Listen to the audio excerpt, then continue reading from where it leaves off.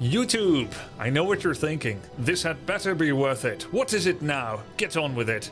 But I feel you may require my assistance, and I hope you can hardly wait. If you hadn't guessed yet, this is a hero spotlight on the Archmage in Warcraft 3. You know, in case you didn't know, the Archmage in if you didn't read like the title of the video. Let's go! The lore of the hero. What are Archmages? Hailing from the magical kingdom of Dalaran, the Archmagi represent the pinnacle of magical power for the human alliance. Weaving their intricate enchantments, these crotchety old wizards are called upon to defend humanity with all the magical powers at their disposal. Mounted atop their trusty steeds, the Archmagi brandish ancient staves that serve to channel their fierce energies in battle. Though gruff and slightly aloof, these experienced wizards are a heartening sight upon any battlefield where the fate of humanity lies in peril. So what is the Archmage in the human race? What does he generally do in a game of Warcraft 3 Melee? Well, the Archmage is the very embodiment of versatility and strategy in the human race. Going for the Archmage as your first hero opens up more strategies than any other hero as a first. He enables Arcane Sanctum based play, completely single-handedly, because the mana regeneration that his Aura of Brilliance offers enables priests, sorceresses and spellbreakers to cast their spells much more frequently in battles, without running out of mana. All of the tier 1 and tier 2 tower rushes that have ever been done in Warcraft 3 in the entire history have been greatly enabled because of Archmage's extra summoning power via his water elementals, or Ellies as we call them sometimes. Thanks to being a ranged opening hero, being a summoner and a sustainer of mana, the Archmage is an excellent first hero starting choice, and he's newbie friendly as well, suitable for high level play.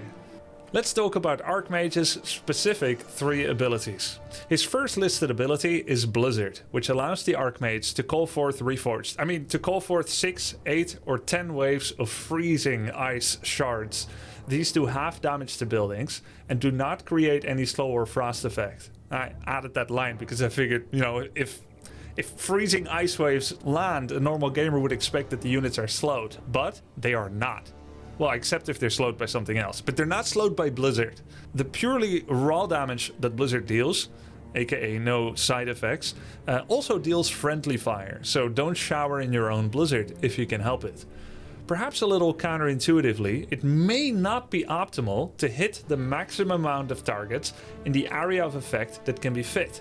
After all, there is a maximum amount of damage that can be done in total, as well as a minimum amount of units that can be hit optimally. So for instance, every wave at level 1 Blizzard deals 30 damage when it impacts with units, and there's 6 waves.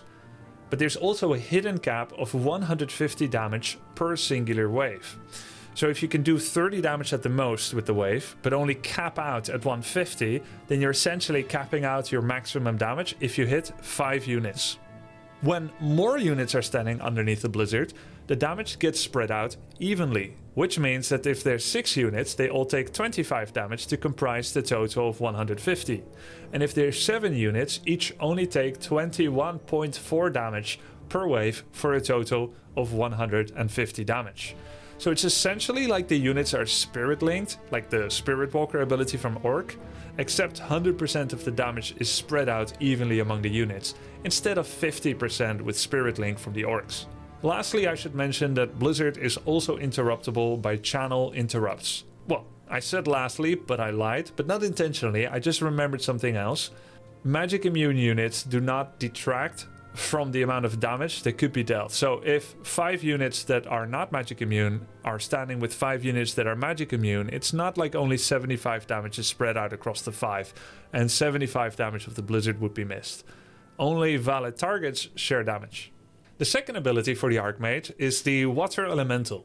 Summon Water Elemental, which is the full ability name, allows the Archmage to summon a Water Elemental.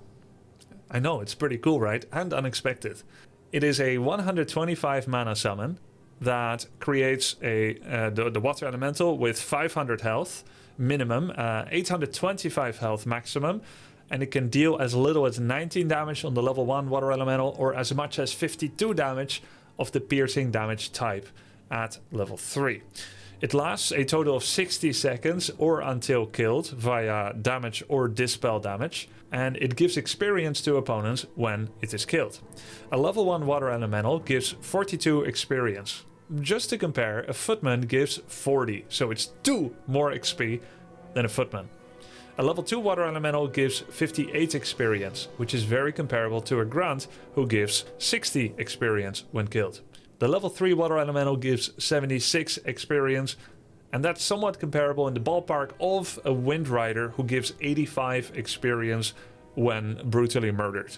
You can briefly have up to 3 water elementals at the same time, as the casting cooldown is merely 20 seconds and the duration is 60, so for 20 seconds you can have 3.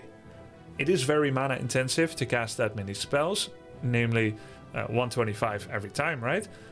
But if you have some mana items like mana potion, Sobi mask, then you could have quite a large summoning, quite a large squadron of water elementals at the same time. The third ability for Archmage is Brilliance Aura. It creates an aura of bonus mana regeneration for all owned units and all allied units, and all owned and allied heroes, to the order of 0.75 mana per second at level 1, 1.25 mana at level 2, and a grand total of 2 mana at level 3 Brilliance Aura. So it's not a percentage-based mana regeneration. It affects every unit evenly. So the more units you have, even if they have very small mana pools like Adept Priests or Initiate Sorceresses, the more you're benefiting from Brilliance Aura mana regeneration effect, essentially. The radius for the aura effect is 900, which is about 3/4 of a Demolisher's attack range. Mass Teleportation is an ability I didn't talk about much yet. It allows the Archmage to teleport himself and 23 other units, or 23 or 24 other units alongside with him, to any allied unit anywhere on the map, or any allied building anywhere on the map. So now that I've told you about the Archmage's abilities, let's go a little deeper and go into the specific use cases for the Archmage. And they are broad indeed, so this is going to be quite a girthy section. The Archmage is the backbone of the entire human operation. Water elementals are an amazing early game asset, as the smaller your army is, the more value you get proportionately for having bonus free units. Whereas having an aura on a 100 population army is incredible, like Unholy Aura, Endurance Aura on a 100 population army, that's incredible. All units get affected within the range, right? But if you were to summon 1 water elemental into a 100 population army, it's not really gonna tilt the scales too much. So for summoners, generally in Warcraft 3, the earlier it is, the better, because now you're getting a free unit when you only have 2 other units. So you just got 50% more units for a single summon. So water elementals are a great early game asset. They're a relatively expensive summon that are on a short summoning cooldown, which allows the human player to amass 2 to 3 up to the same time. They can also attack air, so part of their anti-air buffer defense has already been sorted when going for Archmage and water elementals. Those can buy you time to get actual anti-air if you did get surprised by gargoyles, wind riders and the like. When human players find items that fortify the mana pool or the mana regeneration, water elemental becomes an even more strong early game tool for defense, offense and for creeping. With the bonus power that water elementals offer to a human, having more units that can help fight, the early game human power is slightly higher than that of other races. Careful and judicious usage of militia for fights further expand upon the humans' early game strength. This allows human players to level up their Archmage fast to level 2 or to level 3, which creates a tanky and a damaging water elemental level 2, if you get the Archmage 3. When used well, humans can build upon this advantage that is being accorded by Archmage and his water allies. Brilliance Aura is an excellent enabler of many strategies involving hero spells that wear down opponents. Due to the value of mana and mana regeneration in Warcraft 3 in general, humans, with their Brilliance Aura, love long drawn out fights. After all, mana regeneration doesn't really do anything at the start of a fight. If your mana pool is 400 and one rotation of spells would cast you, let's say, 200, then you haven't really done anything with mana regen yet in the first 10 seconds of a fight. So if a fight is over in 10 seconds, mana regen never mattered. So it's valuable, but only in the sense that you're leveraging that to create longer fights and then to pull people into the shadow realm of mana depletion while you are still rich with mana. That would allow you to use your spells for a second and third time when other players are running out. As such, human players with Archmage set up game plans that can draw out the fight. Tools to draw out fights include such things as defensive towering, aggressive towering, and towering in the middle of the map. Or perhaps 2 stone throws away from an enemy expansion. So you sometimes see like 1 or 2 screens away, humans start placing down towers, and then they kite backwards every time they get attacked to towers, and then they apply pressure again on the enemy expansion, and Brilliance Aura enables this kind of playstyle. Sorceress Slow is integral to this type of playstyle, as well as near excessive use of town portals, as they allow you to run away if the enemy is slowed, or to town portal away if a fight looks like it's about to go very, very poorly. I think human players town portal more than most other races, because human is a race that doesn't have a speed aura. As such, if they get run down somewhere in the middle of the map and the positioning isn't ideal, they should live to fight another day. And because human players often have expansions, they can afford that kind of insurance to buy town portal more often than some other races, as they have more gold from their second running base. Fully teched out human armies are some of the best in the game, but they require a lot of setup and research upgrades. Blacksmith upgrades often don't match different units that work well together, and almost every unit has 1 or more unit-specific upgrades that enhances them in important ways. As such, fast expansions are a huge part of what makes the human race successful. Archmage enables that the most, as he is a summoner, unlike the Mountain King, Blood Mage, or Paladin. Priests, sorceresses, and breakers run out of mana without brilliance, so brilliance level 1 at least helps keep these units in the game. Mountain King first starters often don't even try to go for Arcane Sanctum, simply because they know they wouldn't have enough mana to use those units effectively. All things considered, Archmage is a great first hero, is occasionally used as a second, and very rarely, if ever, used as a third hero. Alright, we've talked about the Archmage's use cases, let's get nerdy with a couple of details and numbers. This will be on the test tomorrow. The primary attribute for the Archmage is the same as me, intelligence. He starts with 14 strength, 17 agility, and 19 intelligence. His scaling is 2 strength per level, 1 agility per level up, and 3.2 intelligence per level up. The astute observer, if you're intelligence stat like me, will have noticed that from the previous 2 spotlights, the Blade Master and the Pit Lord, both heroes had a total stat scaling of 6.0 per level. You may have noticed the discrepancy. Archmage gets 6.2 level scaling, 6.2 attribute scaling per level. That means that if Archmage could come to level 11, which he can't, 10 is the max in Warcraft 3, he would have 2 more attribute stats from all the level ups than the other heroes, which is stonks if you're asking me. His base cooldown time, which is the basic attack time upon which all attack speed, including agility itself, is being leveraged, is 2.13. To put that into context, that means that Archmage, in plain text, right?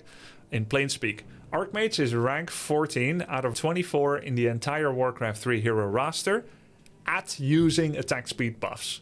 So when you're thinking, oh, what's the impact of Gloves of Haste or this agility item or the endurance aura that gives attack speed? What is the impact of all that? Archmage is the 14th best hero at using that among rank 24 heroes. That makes him a better user of attack speed than Mountain King, Alchemist, and Pandaren Brewmaster, and just 1 slot behind Pitlord, who's rank 13. His turn rate is 0.5, which is average. His attack range is 600, which is standard for a ranged hero. He has a standard sight range of 1800 by day and 800 by night. His movement speed is 320, so despite being on a horse, he is just as fast or slow as a Blade Master, a Firelord, and Demon Hunter. Basically, the agility heroes are quite fast. His starting armor at level 1 is 3, same as the Pit Lord, but Pit Lord is actually 2.8 and the Archmage is 3.1.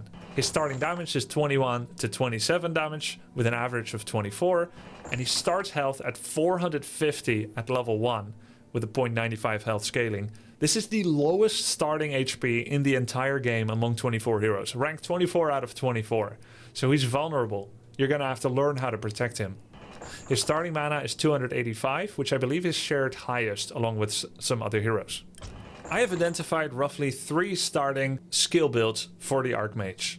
There's the Ellie spec, standard, Water Elemental at level 1, then Brilliance, then Water, then Brilliance, then Water, then Mass Teleport, then Brilliance. So basically, you prioritize Water Elemental and you back it up with Brilliance, taking your ult when you can and saving Blizzard for the final 3 levels. This is the most standard, but you do see that there are some books of retraining that scale out of Water Elemental even when going for this build. But this is a very solid standard that's the most common. The second most common build is the Brilliance spec. We've seen this quite a bit about a year ago in Human vs Orc at high level. You start with Water Elemental level 1, but because the Orcs tend to go Shamans to dispel and purge your Water Elementals, instead of picking Water Elemental again at level 3, you pick Brilliance again at level 3, which means more Sorceress mana, more Priest mana, and most importantly, more Mountain King mana. Mountain King will try to fast creep alongside with your fast tech to get very fast Thunderclap level 2, and then you try to spam that spell as much as possible with your Brilliance. So you have a tiny Water Elemental, but you've got lots of mana, lots of Thunderclaps, and you're using that to wear down the Orcish army of Grunts, Raiders, and Headhunters, while not feeding too much experience with the higher level Water Elementals. Generally, Water Elemental 1 doesn't die to 1 purge from Shamans. It requires 2 purges or a purge and a couple of love taps.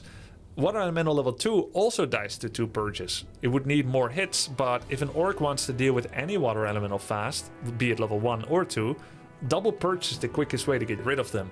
Which means that humans realize they don't need to level it up anymore to provoke the same response from an Orc, and now they're giving less XP and they have more mana for themselves. After level 3 Brilliance Hour level 2, you would then go Blizzard 1, Blizzard 2, or you could simply go Blizzard 1 and then Brilliance 3 for lots of mana for your whole army. You would go Mass Teleport, and you would end up with a skill build of 1-1-3-1. The most common build to see when Archmage is as a second hero, for example after following up a Mountain King first, would be Blizzard spec. Blizzard 1, then Brilliance 1, Blizzard 2, then Brilliance 2, Blizzard 3, and then Mass Teleportation. It's pretty common to rescale any LA specialist build into Blizzard spec, with a Tome of Retraining that nowadays only costs 200 gold per purchase, whereas before it cost 300, which was quite expensive, but now with 200 gold it is quite optimal to scale out of Water Elementals if you feel that they've been countered too much already and Blizzard would be valuable. Let's talk about some primary objectives for how to get the most out of your hero, the Archmage. So, does Archmage lean more towards aggression or does he lean more towards farming? How do you want to play him? So Archmage is a hero that needs creeping to be good. Long gone are the days of running a level 1 Archmage over to the opponent in order to Blizzard harass their workers and having success with that. The earliest the human player generally wants to get aggressive is usually after quickly getting a level 2 Archmage and then applying light distracting pressure in order to slow down an opponent as they themselves rush to tier 2 off the back of just 2 farms and a fast tech to get their quick 6-minute Mountain King. More commonly, a human will farm creeps even beyond the level 2 mark, and then try to creep an expo location undisturbed quite happily if they are being left alone. They're happiest in fact when undisturbed. As a human player, you better get used to getting harassed, as you pretty much just have the advantage when you're allowed to do whatever you want early game, getting level 3, establishing your expansion. So as a human, you'll become the master of defense. Archmage level 3 can inflict some serious damage once you obtain it by rushing an undead, elf or orc with 2 sets of level 2 water elementals. This is something slow ghouls or grunts cannot deal with very well at all. And it hits before Dispel Magic comes onto the board, which can deal with water elementals quite a bit easier. How to use Archmage in battle? As I mentioned, Archmage has the lowest starting health in the game, so he's quite vulnerable. His armor class isn't amazingly bad with 3 armor, but he's quite vulnerable to spells and lockdown, like Stormbolt Surround, Hex Focus Fire, so you must always spare at the very minimum a side eye, if not your main eye, to see if Archmage is safe. Besides everything else you're doing, Archmage is both vulnerable and a high priority target, so you need to be prepared to use proper positioning, pullback micro, sorceress invisibility, potions of invulnerability, and Town Portal as your nuclear option to save your Archmage when needed. If Archmage has boots, which very often they should until Mountain King comes out, it's often enough just to press F1, which is the hotkey that corresponds to your first starting hero, and just click him backwards now and then a bit, if an opponent is so much as even as looking at him.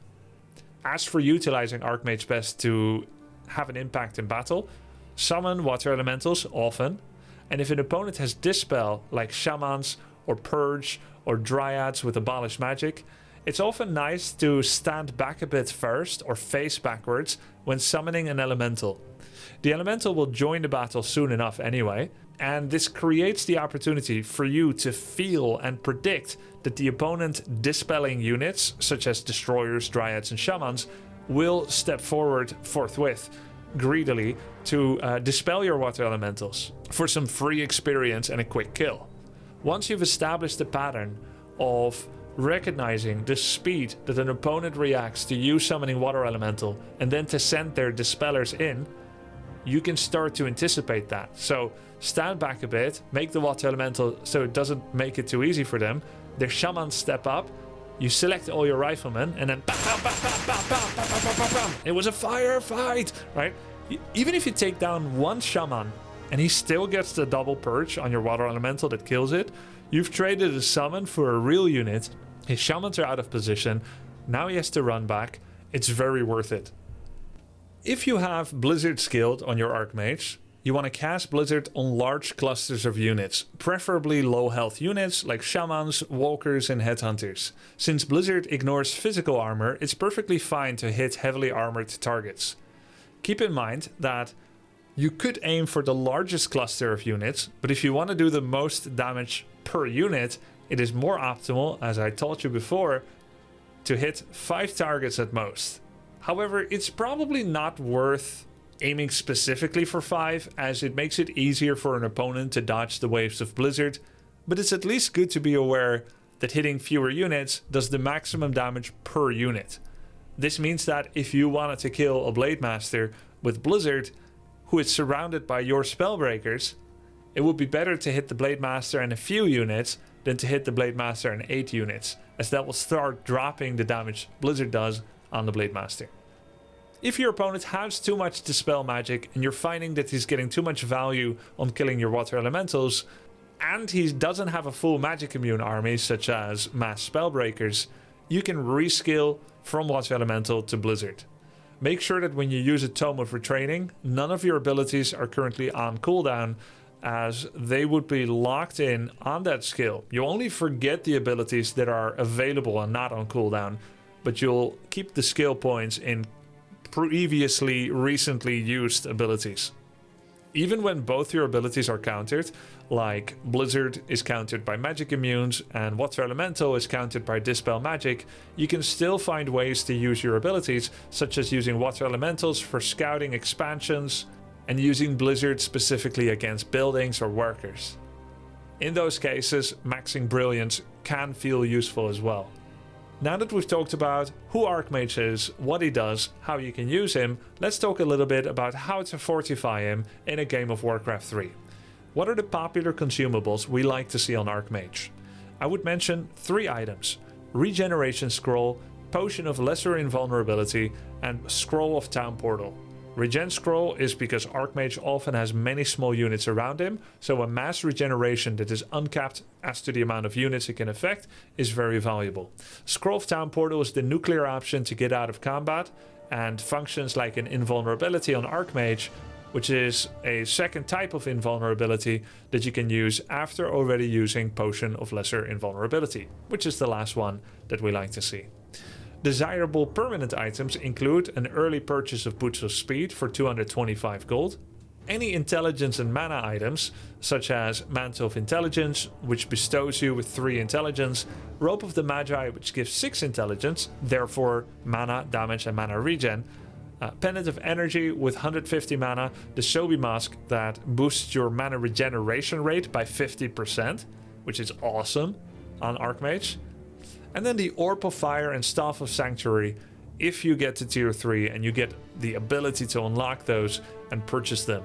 Orb of Fire reduces enemy healing effects on the unit that you are auto-attacking.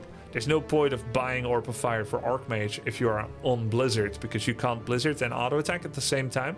But if you are still on Water Ellie spec and your opponent is using big heals like Heal Wave or Coil, or you're pushing a Night Elf in their base and they're trying to save units from Moonwells, then it can be very valuable to have an Orb of Fire, though it is a luxury purchase. Staff of Sanctuary is a little bit more important, as it can help save your secondary or tertiary hero, such as the Mountain King, Panda, Blood Mage, Naga, Paladin, etc. As for desirable buffs, we had a huge list of buffs we love to see on Blade Master and Pitlord, but for Archmage, there's really just one really important buff. Can you guess what it is? That's right, it's Invisibility from the Sorceress. If you upgrade the Sorceress from Initiate to Adept, you get a Invisibility cast. Make sure to have at least one Sorceress that doesn't have autocast slow on, so that you always have enough mana to cast Invisibility on your Archmage. While Invisibility doesn't have no counters, it can be a very valuable tool, especially when used the first time, but even as the game goes on and things get more sloppy and people start forgetting about detection, to save your hero in a pinch. It can't be the only solution. You should still have a TP or invulnerability potion or both, but it's a great delay of execution, forcing opponents to commit more time, actions and resources trying to focus the pinnacle of humans' army power. I didn't do the following section for the Blade Master, how to counter this hero, because Blade Master doesn't have any counters. But for Archmage, I feel like it'd be useful to include this section. Countering Archmage. In truth, it's actually because I didn't think about adding that section yet, and you guys on YouTube gave me that feedback that it'd be cool to have a section on how to counter the hero, so let's do it this time. Alright, so how to counter the Archmage. Take swift, bursty fights, rather than long, drawn-out slugfests. Use movement speed to gap close to the human army and the Archmage. Get magic immune units, such as Destroyers, Spellbreakers, and Dryads. And also make sure that you've got Dispel, so that you can remove slow when the opponent is blizzarding you and all your units are slowed.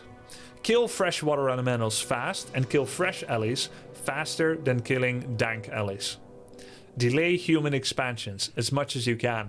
Likely, if they know what they're doing, it will come up regardless, but the more you delay it, the more you close the gap of your tier 3 versus their tier 1 expansion.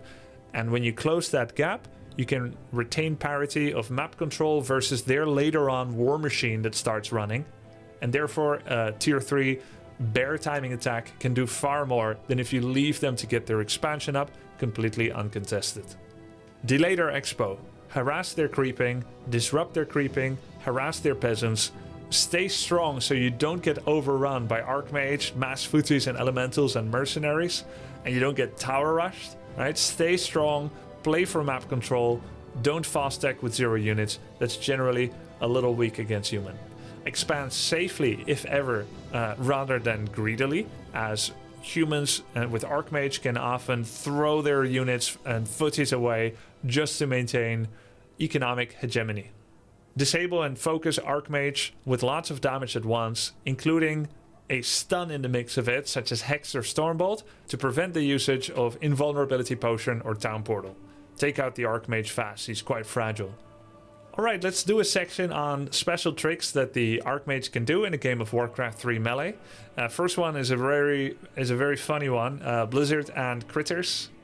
You can use mechanical critters on hold position to block away large creeps in creep camps, even as big as the Ogre Lord camps. You can stand in a little nook, put a critter in front of you, which is a non-combat unit, and the creeps don't recognize it as a combat unit. And then they can't get to the Archmage, and you can farm them easily with Blizzard, making sure to focus the range damage dealers first. And then you can take out the Ogre Lord and the Mauler with impunity. This can be done as early as Nightfall, 1800 in the in-game clock time, as part of a solo harass build, or a towered fast tech build, or you can branch off and go and do it in a more regular game of Warcraft 3. Here's a trick about Blizzard range. If you attempt to cast Blizzard on an Orcish watchtower that has 800 range, you'll either try to walk around as the game AI is trying to path around in order to cast Blizzard behind the tower, and it recognizes it can't run through the walls of towers, so your Archmage will just run into towers, so never cast behind the tower. Instead, you can edge the tower line with the edge of your Blizzard area of effect, aim it carefully, and then you're able to, without any trouble, take down 3 towers at the same time without getting attacked by the towers at all. This is a bit of a special move and a special trick. It is relatively high mechanical requirement, but it has saved me in the past in a pinch. Blizzard as a final hit. So not to cast the entire cannonade of Blizzard waves on clusters of units, just as a final hit. You see, basic attack cooldown and casting cooldown are not shared, so you can follow up a basic attack with an immediate cast of Blizzard just to get one wave in, one final crucial hit. While using Blizzard for a single wave normally isn't worth it, for example when someone is running away, it can be. It can be the difference between them getting away with 17 life after your final hit, or you getting one more hit in with the Blizzard afterwards and getting your lethal pot shot in before they run away and the hero ends up dying. Water elementals appear out of nowhere, and because of that they have no collision and then suddenly they do. But if the summoning area that you're trying to summon them into is illegal, aka there is already something there, the game will look for a counterclockwise displacement routine in order to put the water elemental around the blocking object. Because of this, you can hug an enemy wall off of buildings very closely, face towards the inner private parts of their base, and summon the water elemental over it. This allows you to access inaccessible areas with the water elemental summon, which might help you to kill arcane towers that are in production before they come up. And you can wreak some havoc on their peasant lines as well in such a manner.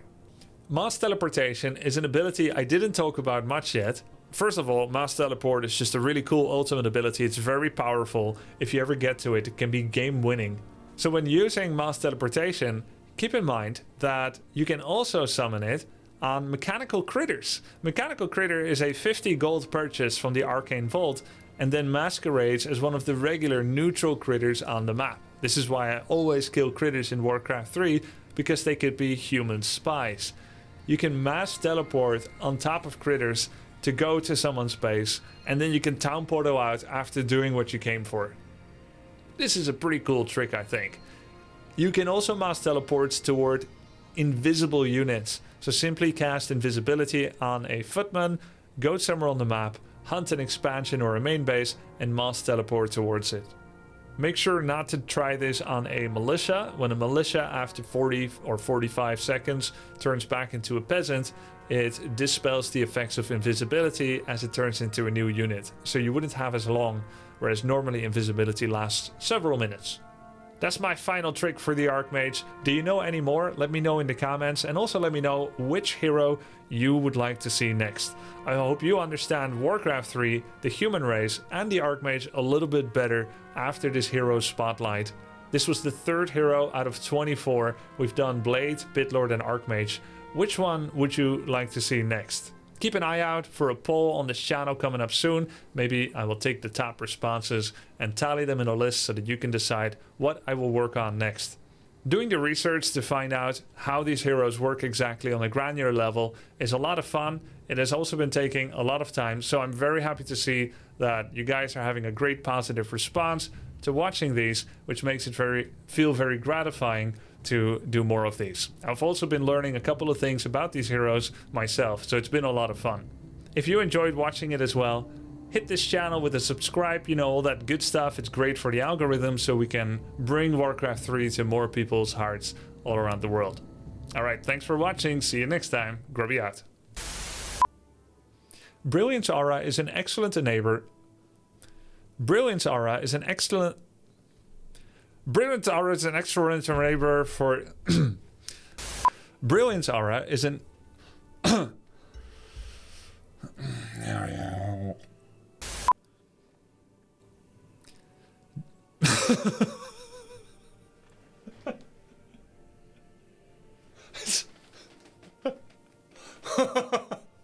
it's very wordy, okay? It's very verbose. Who wrote this?